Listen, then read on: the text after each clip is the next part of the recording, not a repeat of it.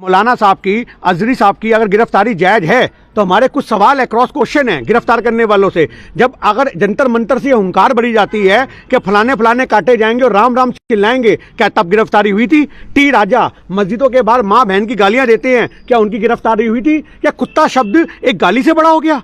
जो माँ बहन की गालियां उससे बड़ा हो गया? आपने इनके बयान सुने हैं नेताओं के? 2019 में बयान दिया गया कि कब्रों से निकाल करके जो मुस्लिम महिलाएं हैं उनका बलात्कार करो। आप ये देखो कि संसद में बैठे संसदीय क्षेत्र के लोग, इतने बड़े संवैधानिक पद पे बैठे लोगों के ये बयान है, नेताओं के बयान है कि कब्रों से निकाल करके, मतलब तुम जिंदा को तो छोड़ नहीं रहे हो और मुर्दा के साथ भी बलात्कार करोगे। वाह रे वाह, तुम्हारी महिमा सरकार। और यही सारे हमारे सबसे बड़े सवाल हैं कि आज की डेट में इन लोगों को गिरफ्तार क्यों नहीं किया गया? आप अजहरी साहब को गिरफ्तार अगर संविधान के सबसे जायज मानते हो तो हम संविधान का सम्मान करते हैं और हम कहते हैं, हम ये कहते हैं कि अगर उन्होंने ये कुत्ता शब्द बोला, कि उन्होंने बोला कि करबला का आखिरी मैदान अभी बाकी है, कुत्तों का वक्त है, हमारा दौर बाकी है। अब इसके अंदर उन्होंने ये जो अल्फाज बोले थे, ये बोले थे इजराइल और फिलिस्तीन में जो कलेश चल रहा है उस कलेश को लेकर के, और आपकी भारत से सरकार उनको गिरफ्तार कर लेती है, उन पे एफआईआर हो जाती है। तो हमारा कहने का मतलब सिंपल सा है कि अगर आपकी नजर में उनकी गिरफ्तारी जायज है तो उनकी गिरफ्तारी क्यों नहीं हुई? जो टी दादा जैसे लोग बयान देते हैं, जब संसद के अंदर भारत का, दिल्ली का एक इतना बड़ा सांसद बोलता है एक मुसलमान को कि आतंकवादी, ए भड़वे, ए कटवे, तब गिरफ्तारी नहीं होती, तब उनको नहीं निकाला जाता। और राहुल गांधी अडानी पे सवाल पूछ ले तो उसको बाहर निकाल देते हैं। ये हमारा सबसे बड़ा मुद्दा है कि आपने, क्या मतलब होता है दौर? क्या आएगा? दौर थोड़ी आएगा। दौर आने का मतलब यहां पर यह है कि भैया हर किसी का वक्त आता है। आज तुम्हारी सरकार है, जिसकी लाठी उसकी भैंस चल रही है ना, तो कोई दिक्कत नहीं है। आज वक्त बदलेगा, तख्ता बदलेगा, सरकारें बदलेंगी। आज की डेट में अगर संविधान के हिसाब से देश नहीं चल रहा तो सवाल बनते हैं। अगर संविधान के हिसाब से अजहरी साहब की गिरफ्तारी जायज है तो जितने मैंने पॉइंट रखे हैं उनकी गिरफ्तारी क्यों नहीं हुई? महिलाओं का, मुस्लिम महिलाओं का बलात्कार करने की बात की जाती है, कोई गिरफ्तारी नहीं होती। उनको राम राम बोलेंगे, काटे जाएंगे, तब गिरफ्तारी नहीं होती। इतने बड़े बयान दे दिए थे, तब गिरफ्तारी नहीं होती। संसद के अंदर बैठ करके एक सांसद को बोला जाता है ए आतंकी, ए मुसलमान, ए कटवे, आप समझो, तब गिरफ्तारी नहीं होती। कुत्तों का वक्त है ये, इससे क्या मतलब देख रहे हैं? कुत्तों का वक्त, भैया जिसके लिए भी कुत्ता बोला है वो अपने आप को कुत्ता क्यों समझ रहा है? आज एक बात छोटी सी समझिए ना, अगर बोला गया है कि कुत्तों का वक्त है या कुत्तों का जमाना है या कुत्तों का दौर है, तो आप, अगर आप कुत्ता नहीं हो और मैं कुत्ता कुत्ता चिल्लाऊं और आप अपने ऊपर ले लो तो ये आपकी कमी है।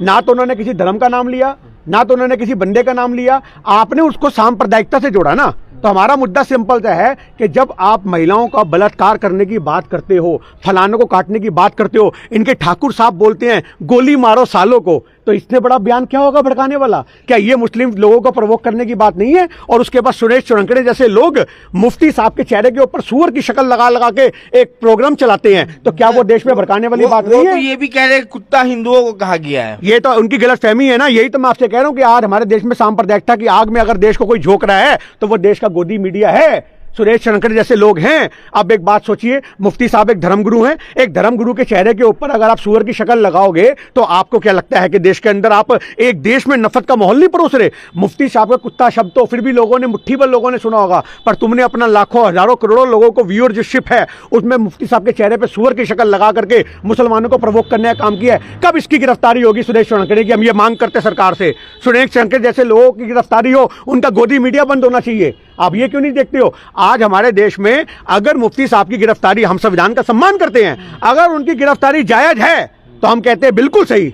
पर आप एक छोटी सी बात बता दो, उनकी गिरफ्तारी कब होगी? टी राजा जैसे लोगों की उनकी गिरफ्तारी कब होगी? जब मुस्लिम महिलाओं को कब्र से निकाल के बलात्कार करने की बात करते हैं, उनकी गिरफ्तारी कब होगी? जब बोलते हैं कि फलाने काटे जाएंगे, राम राम चिल्लाएंगे, उनकी गिरफ्तारी, उनको संसद से कब निकाला जाएगा? जो संसद के अंदर बैठ के बोलते हैं आतंकी, भड़वे, मुल्ले, कटवे, उनकी गिरफ्तारी कब होगी? ये हमारे सवाल है। कपिल मिश्रा का बयान आपने दिल्ली में ही सुना था, आप नारा, आपको स्लोगन याद होगा, तो ऐसे लोगों को भी तो छोड़ दिया जाता, खुलेआम दिल्ली में नारा दिया। मैं आपसे यही तो कहना चाह रहा हूं ना, आज धर्म विशेष को टारगेट करने के लिए आप ये रणनीतियां अपनाओगे तो आपसे सवाल खड़े होंगे।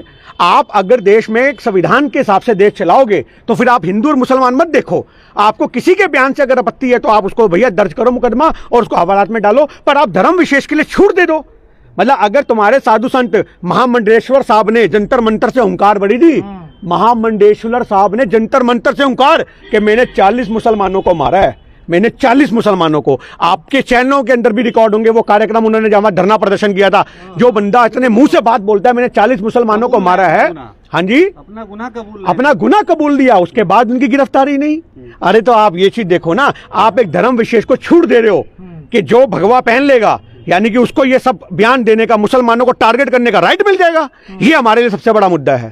लेकिन मुफ्ती साहब ये कह रहे थे ना कि संविधान से देश चलेगा ना, दौर का क्या वक्त होता, दौर थोड़ी आएगा। मैं आपसे एक ही, फिर चला मैं एक छोटी सी बात, हाँ वो दौर आएगा, वो एक जुमला है, वो दौर आएगा। यानी कि आपने सुनी नहीं वो कहावत, फिर आप कहावत लिखने वालों को कि आज कुत्तों का दौर है, दौर लाना चाहते हैं। वो तो आप मुफ्ती साहब आपको बता ही रहे हैं कि हम दौर लाना चाहते हैं जिसमें संविधान के हिसाब से देश चलेगा, हम दौर लाना चाहते हैं जिसमें भाईचारे की बात होगी, हम दौर लाना चाहते हैं जिसमें अमन होगा देश के अंदर, हम दौर लाना चाहते हैं देश में शांति होगी, हम वो दौर लाना चाहते हैं कि किसी को जय श्री राम बोल के मारा नहीं जाएगा, हम वो दौर लाना चाहते हैं जिसमें भाईचारे का गंगा जमुना जो तहजीब है उसका फूल दोबारा चमन में खिलेगा और देश में भाईचारा होगा और तिरंगे के सम्मान में सभी हिंदू मुसलमान एक तिरंगे के नीचे खड़े होंगे। हम उस दौर की बात कर रहे हैं मुफ्ती साहब। लेकिन कहीं चुनाव से पहले जिस तरह की ये गिरफ्तारी हुई तो कहीं चुनावी स्टंट तो नहीं लिया है सरकार ने या लोगों ने? देखिए, अगर चुनावी स्टंट की बात करो, चुनावी स्टंट तो आपको बहुत सारे देखने को मिल ही रहे हैं। आपने अभी देखा कश्मीर के अंदर एक सिख भाई को गोली मार दी गई, आपने देखा।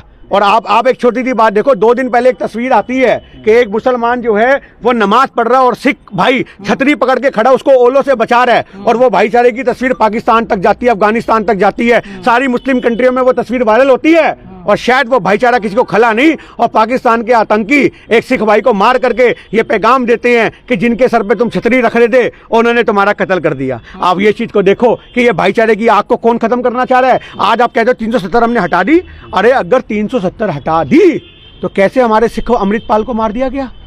अमृतसर के रहने वाले अमृतपाल को सरेआम गोली मार दी जाती है कश्मीर के अंदर। कहाँ है तुम्हारी 370 हटने का प्रावधान? तुम तो कहते हो लाल चौक पे अब कोई आतंकी नजर नहीं आता, तुम तो कहते हो हमने आतंकवाद की जड़ें पूड दी, तुम तो कहते हो हमने तो आतंकवाद की जड़ें पूड के आतंकवादियों को डरा दिया, आतंकवादी तो मोदी का नाम सुन के मुंह देते हैं। तुम तो ये कहते हो आतंकवादी मुंह नहीं, वो तो ठोक रहे हैं। अरे आपके बस की अगर सरकार चलानी नहीं है ना, आप हमारे लिए बॉर्डर खोल दो, हम अपने आप पाकिस्तानी फौज से निपट लेंगे, हम अपने आप आतंकवाद से निपट लेंगे। जैसे लोग जो भड़काएंगे एक कौम को, तो लोग तो भड़केंगे ही। आज भड़केंगे तो गोलियां मारने वाली बात आतंकवाद की, तुम्हारी प्रावधान की जो हटाने की बातें दी उसकी सुरक्षा कहाँ है? सारी बात छोड़ो, अगर आप प्रवोक करने की बात करते हो, अगर गोली चला दी गई है तो आप उसको कैसे वो करोगे, कैसे सुरक्षा दोगे लोगों को? आप तो कहते थे कि देश को सुरक्षित हाथों में है, आप तो कहते थे 370 हटने पे आतंकवाद खत्म हो जाएगा, आप तो कहते थे कश्मीर के अंदर अब कोई दंगा नहीं है। अगर आप इतनी सारी बातें कहते थे तो फिर भी खुलेआम गोलियां क्यों चल रही हैं? और हमें समझ में नहीं आता, जब भी इलेक्शन की तारीखें डिक्लेयर होती हैं उससे पहले ही कश्मीर के पाकिस्तान के आतंकी हमारे देश में कैसे घुस जाते हैं। सबसे बड़ा सवाल आप देखो ना, वो आतंकवादी कहाँ का है? पाकिस्तान का, जिसने हमारे सिख भाई को मारा है। तो पाकिस्तान से वो यहाँ कैसे आया? उसे कौन पनाह दे रहा है? तुम्हारी धाराएं जो हैं हटने के बाद भी हमारे देश में शांति, अमन, चैन क्यों नहीं बन पा रहा? ये सवाल तो सरकार से पूछने बनते हैं ना। लेकिन जो देश विरोधी हैं उन पर टीराजर नकेल कसने की बात तो कह रहे हो। देश विरोधी कौन है आपकी नजर में जनाब? कौन है आपकी नजर में देश विरोधी? जो जालीदार टोपी पहन लेगा मुसलमान है वो देश विरोधी हो जाएगा? आज भी अगर गोली मारी गई है तो वो पाकिस्तान का आतंकवादी है, भारत का मुसलमान नहीं है। आप आतंकवादियों को धर्म से मत जोड़ो।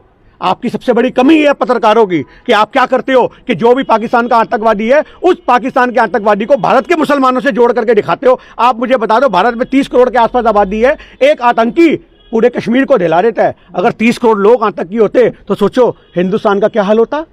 जो भाईचारे से रहने वाले लोग हैं तुम उनको जबरदस्ती आतंकी का टैग लगाते हो। भारतीयों को कह रहे हैं ना जो भारत के दुश्मन रहते हैं। भारत के दुश्मन है तो आज सरकार क्या कर रही है? क्या कर रही है सरकार 10 साल से? जो भारत के दुश्मन है उनको क्यों नहीं गिरफ्तार किया गया? आप भारत के दुश्मन किनको कह रहे हो? मैं आपसे वही सवाल बार बार कर रहा हूं। जो मूछे मुंडा करके दाढ़ियां रखते हैं वो नजर में आपके भारत के मुसलमान हैं, वो आपकी देश में के दंगाई हैं, वो आपकी देश में नफरत फैलाते हैं। 26 तारीख को किसी के घर पे तिरंगे नहीं लहरा रहे थे। एक मुसलमान भाई को हमने देखा था जो एक इमारत पे चढ़ रहा था मस्जिद की, और वो कम से कम ना करते 50 फुट ऊंची लोहे की ग्रिल पे चढ़ करके उसने वहां पे तिरंगा लहराया था। तो आज आप ये जी देखो, जिनके खून के अंदर अगर भाईचारा है, जिनके खून के अंदर कुछ मुट्ठी भर लोग हर कौम में गलत होते हैं, पर वो मुट्ठी भर लोग पूरी कौम का चेहरा नहीं होते।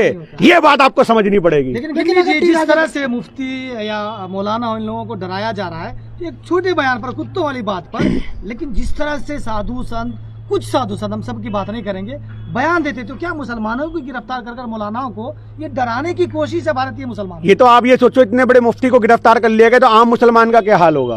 आम मुसलमान कैसे आते हैं आपको पता है? अगर सोशल मीडिया पे अगर कोई जज्बाती होकर के उल्टा फुल्टा बयान देता है तो वो ऐसे आ रहा होता है घर वापसी, ऐसे करके उसकी टांगों पे, लातों पे, हाथों पे यूपी पुलिस का प्रसाद मिलता है, उसको उठा लिया जाता है। आम मुसलमानों की तो आप बात ही मत करो। एक आम नागरिक भारत का कोई भी हो, उसको तो ये राइट ही नहीं है वो सरकार से सवाल कर सके। आज बड़े बड़े अगर मुफ्ती या ओवैसी साहब जैसे या बाकी और जो लीडर हैं, राहुल गांधी जैसे जो इतने बड़े बड़े नेता अगर सवाल करते हैं, उनको नहीं बख्श रहे। आप ये देखो राहुल गांधी साहब की आपने देखा क्या हालत करी। अभी एक छोड़ो बात को, असम के अंदर यार यात्रा कर रहा एक राष्ट्रीय नेता, इतना बड़ा नेता, उसकी बस रोकने के लिए वहां पे लोग आ जाते हैं। कैसे आ गए? आप सुरक्षा नहीं दे पाए?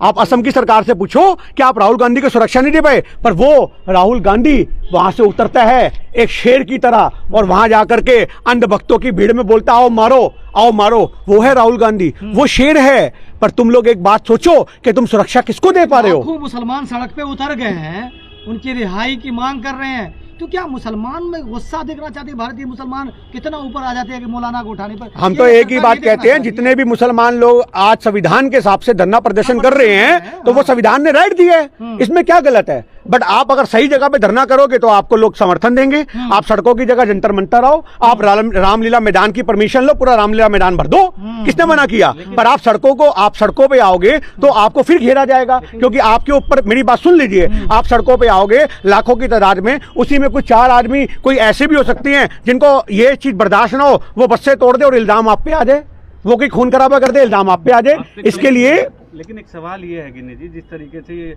मुफ्ती साहब वाला मामला चर्चा में आया, वहीं मीडिया ने उन्हें जहरीला बयान और जहरीला मौलाना करके संबोधित किया, तो ये भी तो कहीं ना कहीं एक तरह से जहरीला या जब तक हमारा संविधान कहता है कि जब तक किसी आदमी का जुर्म साबित ना हो जाए, आप संविधान की तरफ से उसे मुजरिम भी नहीं कह सकते, उसे मुजरिम कहना भी गलत होगा। और आपने तो मुफ्ती साहब की गिरफ्तारी पे ही, खाली एक FIR पे ही अपना आप कोर्ट का फैसला सुना दिया। अगर सारे फैसले थाने में होने हैं, सारे फैसले मीडिया में होने हैं, तो आप बंद कर दो फिर कोर्ट कचहरी को। अगर मीडिया में ही फैसले होंगे कि ये दोषी है, ये मुजरिम है, ये आतंकवादी है, ये जहरीला है, ये फलाना है, ये ढिमकाना है, अगर मीडिया ही नहीं इंसाफ करना है तो क्या जरूरत है कोर्ट की और क्या जरूरत है कचहरी की?